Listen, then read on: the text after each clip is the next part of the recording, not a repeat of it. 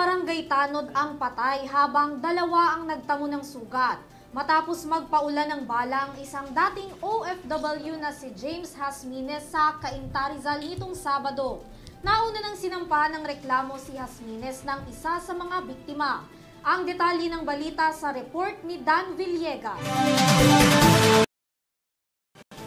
Patay ang 3 barangay Tanod at 2 naman ang sugatan matapos itong pagbabarilin ng isang former overseas Filipino worker na si James Hasmines sa Cainta Sabado.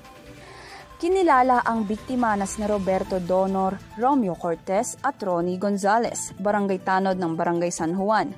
Hinahatid ng barangay Tanod ang complainant na si William Celestino na nagsampa ng reklamo kay Hasmines patungkol sa physical assault.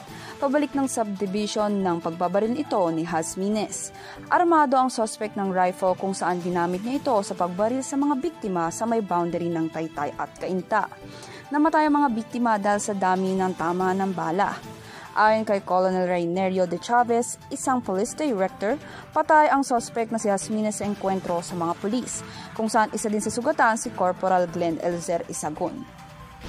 Para sa EuroTV News, Dan Villegas, sumasaludo sa bawat Pilipino.